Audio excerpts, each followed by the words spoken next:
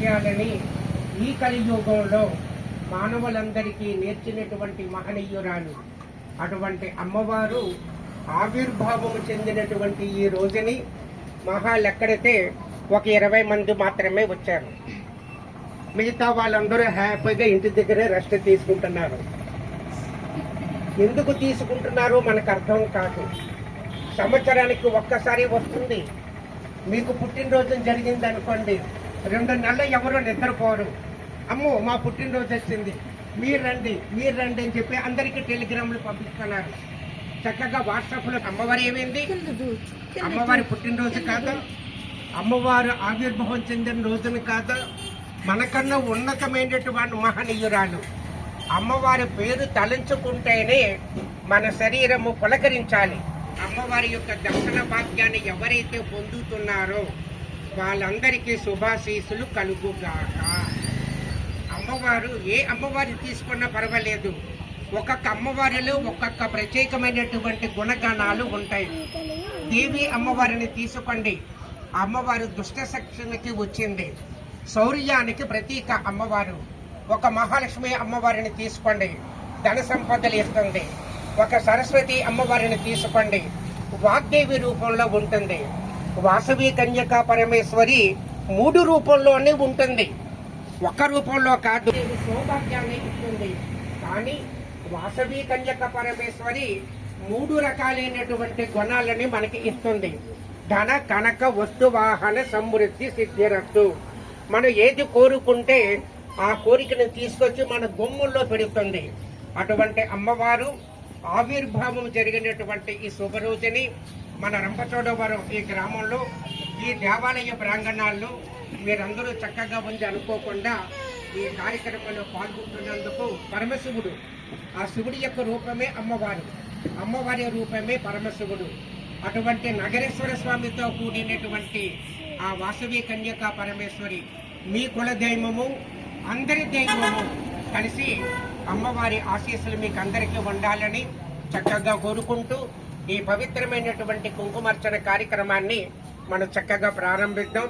మిమ్మల్ని ఎక్కువసేపు కూర్చోబెట్టాం, మహా అయితే 1 గంట సేపు కూర్చోబెడతాం. దయించి టైం చూసుకోకండి, కాలాన్ని చూసుకోకండి. మీరు చూడవలసింది అమ్మవారి పాదాలు చూడండి.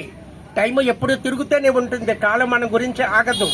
కాలం వెళుతూనే ఉంటుంది, మన జీవితం కూడా వెళుతూనే ఉంటుంది. కానీ మనం చేసేటువంటి పూజా కార్యక్రమం ఏదైతే చేస్తున్నామో ఆ మనసుని అమ్మవారి పాదాల ముందు మాత్రమే పెట్టాలి.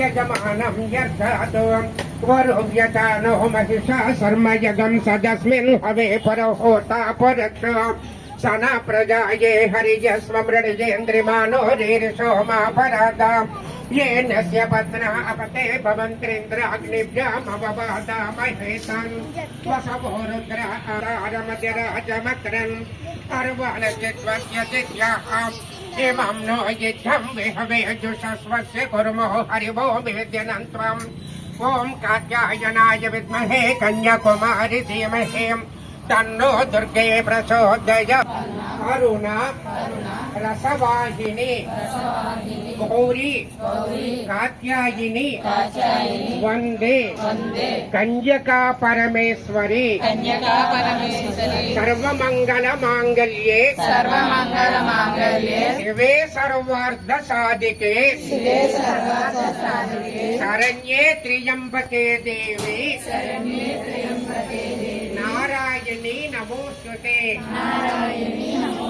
जय दुर्गा, जय जय दुर्गा, जय जय दुर्गा, जय दुर्गा, जय जय दुर्गा, जय जय दुर्गा। वासव्यै नमो नमः, वासव्यै नमो नमः, वासवी माता नमो नमः, वासवी माता नमो नमः, श्री नगरेश्वर नमो नमः, श्री नगरेश्वर नमो नमः, श्री नगरेश्वर नमो नमः। प्रार्थना पूर्वक నమస్కారం సమర్పయామి. మొట్టమొదటి మీరు పూజ చేసేటప్పుడు